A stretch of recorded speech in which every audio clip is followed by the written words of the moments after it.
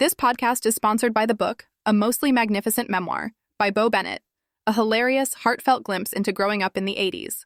Grab your copy at thestoryofbo.com.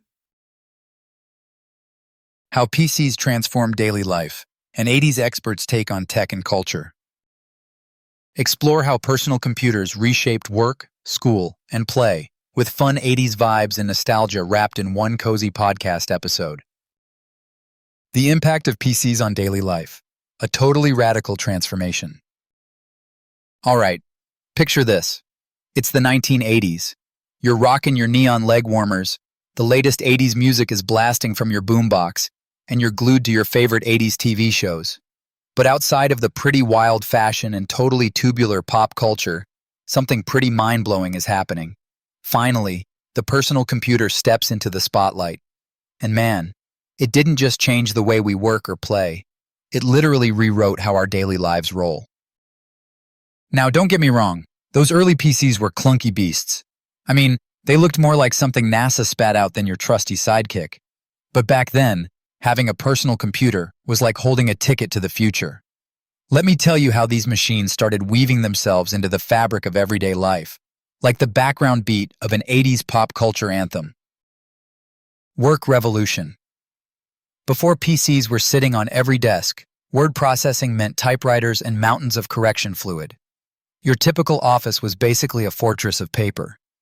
The arrival of PCs meant nobody had to retype an entire document because of a silly typo anymore.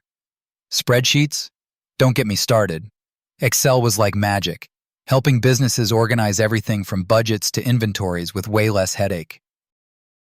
School days got cooler. Yeah, before educational software, you learned by good old chalk and blackboards. But then came these early edutainment programs, simple, pixelated, but super engaging. Kids who grew up in the 80s, myself included, started dabbling with basic computer commands, which made us feel like little techno wizards. It was less about the flashy stuff and more about opening new doors for learning. Gaming goes digital. Remember when arcade games were king? Well, PCs brought that arcade right into your living room. From simple pixel shooters to text adventures, suddenly you could be the hero of your own story. No quarters required, well, except for electricity. It was the start of gaming as a lifestyle. Of course, while the early PCs were revolutionary, they also came with their quirks. You had to be your own IT guy, wrestling with floppy disks that refused to save your masterpiece, or staring at blinking cursors on green-on-black screens, wondering if you'd just caused some sort of digital meltdown. But hey, those moments were part of the charm. Fast forward to today, and you'd be hard-pressed to imagine life without your laptop, smartphone, or even that smart fridge sending you tweets. Okay, maybe not that, but close. The seeds planted by those original PCs have grown into a forest of connectivity, convenience, and creativity in our daily routines. From grocery lists to video calls, from online shopping to streaming 80s movies for nostalgia's sake, the personal computer is the silent partner that keeps our world turning.